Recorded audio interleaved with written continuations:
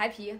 I denne her lille video og i denne her sektion inde på vores boostede styling, som du er landet på, der vil jeg lige kort fortælle lidt om at klæde sig til kant.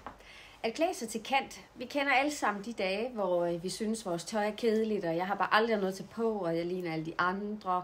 Der er mange overvejelser. En af de måder, man kan skille sig rigtig meget ud på, det er jo, når man bevidst vælger at for eksempel mixe nogle ting, eller tilsætte noget helt andet, end man overhovedet plejer. Man kan gøre det på mange måder. En af de mest populære og de mest simple måder at klæde sig til kant på, det er faktisk at mixe stilkerner, altså at mixe udtryk.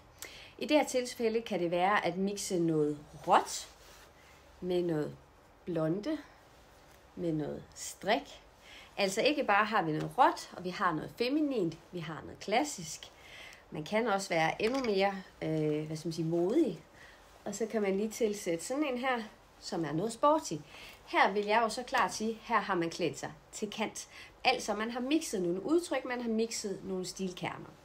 Det er ikke den eneste måde, at man kan klæde sig til kant på. Man kan også vælge at mixe for eksempel og tage nogle andre accessories. Hvis du nu har en meget feminin skjorte på, jamen så find et super råt knitbælte. Der er mange måder at gøre det på, og det her det er jo bare en af dem. Kig videre her på sitet, fordi der ligger rigtig mange gode råd og videoer, og jeg kommer med flere. Jeg håber, I kunne bruge den her, som altså var klæder til kant, lige kort med stilkerner. Altså prøv at mixe noget, for eksempel romantisk med noget klassisk, med noget råt, med en sporty kasket. Vi ses.